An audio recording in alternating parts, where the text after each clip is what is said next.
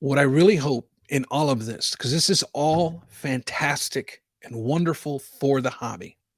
However, Tops Fanatics, please.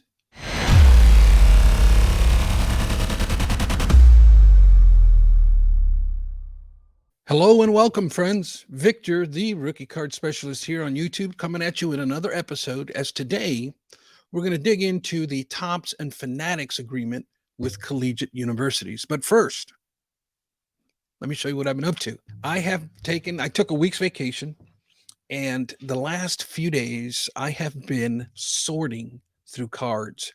The two collections that I purchased, all of the old inventory that I had up here on these tables. Now, I've really made a about a 25% dent in the collections, but I'm keeping the pace. For the last 2.5 days, I have been sorting and going through boxes, and what I'm finding is I've split it up into like three categories. It's gonna be sell now, sell later, or sell in like a bulk. Just get rid of everything.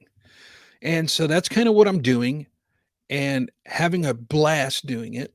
And I just been like a hermit down here in my card room going through these boxes for the last few days now. With that said, I had to has your card room ever gotten so out of control you didn't even recognize you didn't even recognize the room or recognize yourself as a person? Well, that's where I was at. So this room was an absolute disaster. I mean, I had boxes everywhere, stacks of cards everywhere. I had the dust was about a half inch thick. I had my garbage can was overflowing.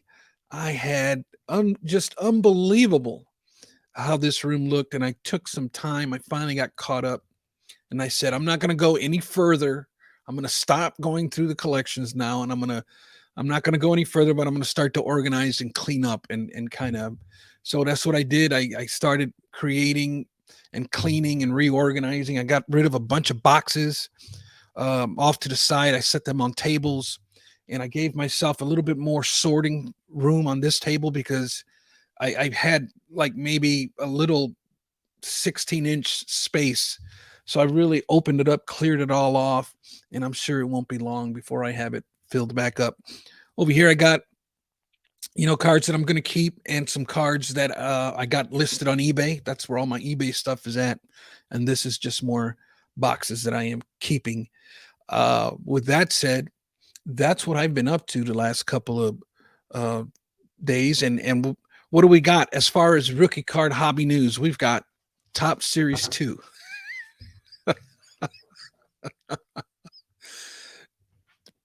Excuse me. Well, give me a minute while I gather myself here.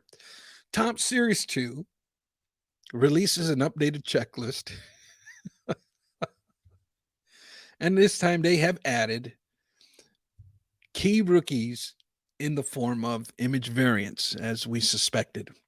And that's what we have with Bobby Witt, Torkelson, and Wander Franco, I believe. Cards number 658, 659, and 660.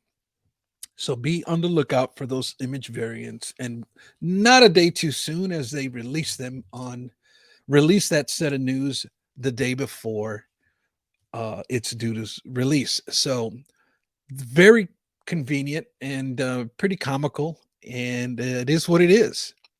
Well, let's get into now the deal that Tops and Fanatics made with the Collegiate. And I'm going to show you a couple of articles only because they're prevalent to rookie cards and what the hobby is going to look like going forward. Now, I went ahead and I'm going to share with you the screen, and I kind of blew it up. I hope you can read it. And here's the thing. I don't have no way for you to follow my mouse. So what I'm going to do is whatever paragraph I'm talking about, I'm going to put it at the very top. Okay? So this is an article. It says over here it's written by Tops, news provided by Tops, and that's all they tell you. They don't give you a name. And then you have Fanatics Collectibles and Tops announce comprehensive college trading cards program with more than 100 new university partnerships. That is an extremely long title. So, with that said, I'm not going to read every word. I just want to give you the nuggets that I pulled off of it. And I'm going to start with this very first paragraph here at the top.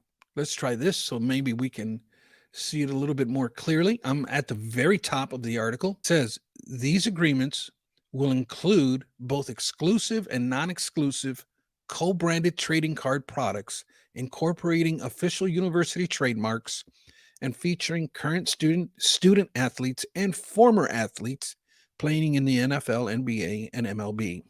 Here, what I want us to take a look at and take away with is that this is going to be for exclusive and non-exclusive. What do you think that means? I am left to assume, and the way I'm reading this, the way I'm hearing it, and the way I'm interpreting, or let's just say reading between the lines, is if there is a player that is a pick to go very high in the draft, he's going to get an exclusive contract, and more than likely, it'll be very lucrative. So the kids with the non-exclusive contracts, they're going to obviously be making less money. And but here's the big but, the non-exclusive agreement players can go elsewhere to sign as well. So not only can they sign a contract with Tops, they can also sign one with Leaf, Panini, Upper Deck, so on and so forth. You get the picture. So non-exclusive guys get less money but more opportunity, and exclusive guys get more money but they're exclusive to Tops. That's pretty creative contract writing right there. So let's go back to the article. Here, I'm going to scroll up to the next piece of paragraph that I want to read. It says these agreements will take effect between 2023 and 2025. Additionally, later this year, Topps will kick off a scaled, non-exclusive program to design, manufacture, and distribute trading cards showcasing current college football and basketball student athletes for the above schools of more than 100 additional institutions, and it goes on. So the agreements are going to be more in line towards 2023 and 2025, but this fall they're going to be releasing a kind of like a test version of all of this. And to be honest with you, I don't know how much different it's going to. I think they're doing that already with Bowman University, which are currently heavily stocked at my local Meijer and Walmart stores. With that said, interesting enough, we can expect more of this immediately. And the way they're wording it is that Tops is going to kick off a scaled, non-exclusive program in the event to design and manufacture and distribute. So they're going to like start testing this thing out in the fall, and come next season, look out. All right. The next point that I wanted us to take a look at is this next paragraph here. I find extremely interesting. Fanatics has been closely monitoring the ever evolving NIL landscape. Let's just stop right there. What we're doing is we're reading a quote by Derek Eiler, Executive Vice President of Fanatics College. That's an interesting name. I'm going to be sure to make a notation of that name and position. But I think they're kind of showing us what they've been up to. Fanatics has been closely monitoring the ever evolving NIL landscape, and we felt that this was the perfect time to launch multiple strategic college trading card programs that will allow all schools and current student athletes to create new levels of direct engagement with fans across hundreds of the top programs nationwide, said Derek Eiler, Executive Vice President, Fanatics College. There are tremendous opportunities for this untapped area of the hobby and to expand further across the collegiate sports landscape. Now, here's my thoughts on that piece of it. And this, I believe, they showed their hand here, and nothing wrong with that. They're just being upfront, right? So here's the thing that I'm seeing. I believe Fanatics' plan was this all along. This, my friends, is the bigger picture. Fanatics purchasing Tops, that was small potatoes. That was just the tip of the iceberg per se. The overall plan was to create this new market, this collegiate market via NIL. And they wanted to start branding those students and giving them an opportunity to brand themselves, allow them to make money, allow the colleges to make money. And this, I believe, was the big business plan all along. The purchasing of Tops, that was a no-brainer, right? And so very, very interesting what we see here. I love this. The rest of the article is really nothing to really key in on. It's just a bunch of political jargon and shout outs and all the, we plan on being and providing the best of everything in the world. So I'm going to stop sharing that screen. I'm going to share with you one more article, because what I find is different articles are going to give you different perspectives depending on who wrote it and what they're all about. This article is Fanatics and Tops announce trading card agreements for college football and basketball. This one's written by Dan Hajut. Wow. This one's written by Dan over at ESPN. So we're going to get into his article here. I'm not going to read it all. I'm just going to pull a couple of things that I find interesting. Let me go here. You guys don't need to see my ugly mug while I'm reading. So the first thing that I want us to look at is paragraph number 2. Beginning this fall, Topps, under its Bowman University brand, will release non-exclusive trading cards featuring current athletes from roughly 100 universities. The deals fall under NIL rights and put money in the pockets of some college sports' biggest names. Athletes won't be restricted from signing for other trading card companies. So that's how you see where I'm doing. I'm reading different resources, and then I'm pulling out the nuggets from each article, because every writer's going to write and give a little bit more detail, and some of them don't, but most of them do. The next piece that I want us to focus in on is deals can vary in value from player to player, and that's where I'm getting the exclusive and non-exclusive.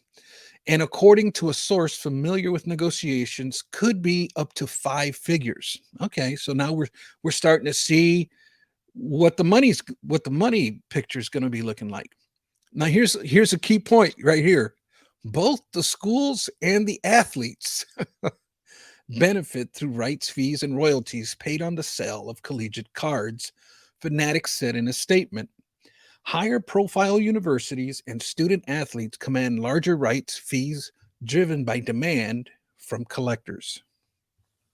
So, very interesting here as we start to see even more of the bigger picture of this grand business plan by Fanatics. Now let's go down here.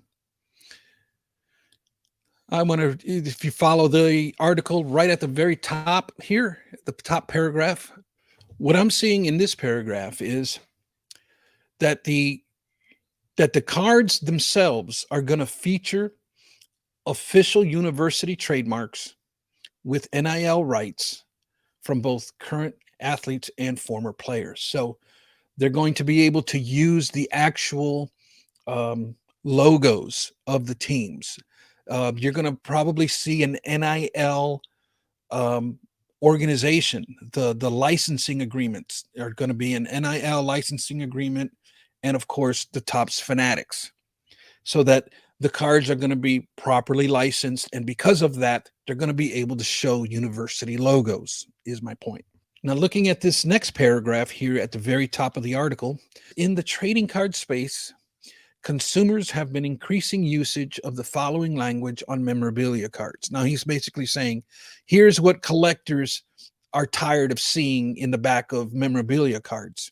The enclosed officially licensed material is not associated with any specific player, game, or event. Fanatics and Topps say they want to put an emphasis on getting fans closer to the players they follow. So, what they're saying is when it comes to relic cards and memorabilia cards and jersey cards, what we're saying is we're going to get rid of that non-event worn concept, and our cards are going to be game worn, official game used memorabilia off of a certain game. And that is the promise that they're making here in this article as they quoted Derek Eiler. So very interesting to say the least. And here's my take on all of this. I'm going to just get right into it. I like it. I like it a lot. But, right?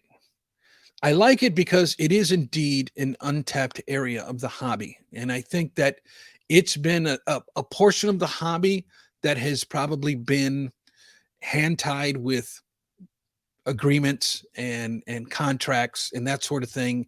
And they've never been able to make something work or stick.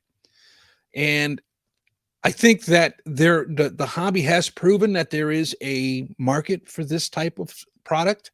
There are people who actually prefer collegiate university stuff. It's a small sect of the hobby, but it is a sect anyways. But the thing is, I like it because I want it to draw a distinction. I want it to separate from the NFL product, the NFLPA product. So what I'm hoping is like NFL football cards, the ones that are released by Topps and Fanatics that are actual NFL product, we're not going to see any college university uniforms.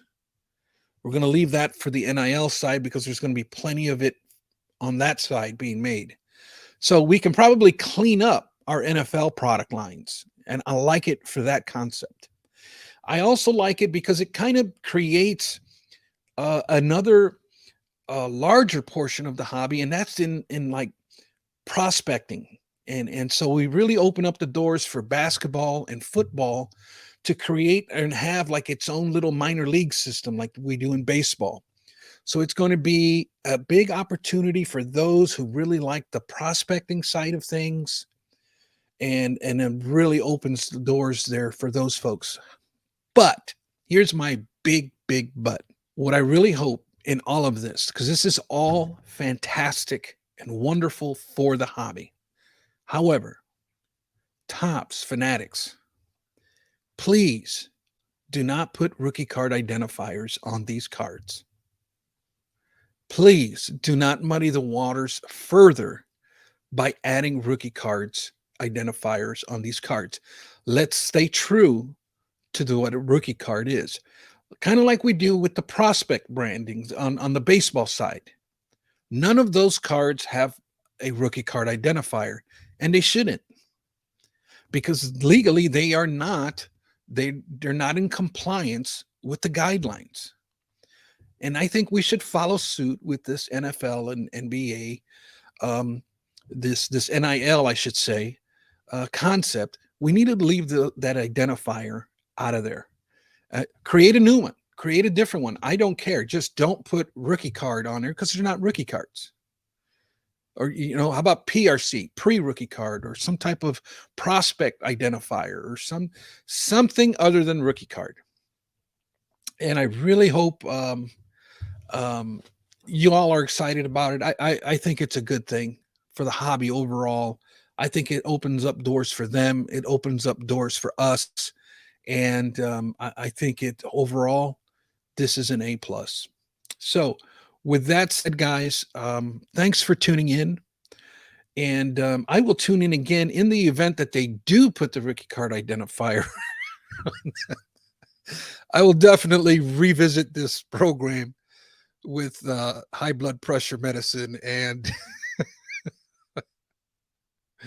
other than that, guys, that's all I got.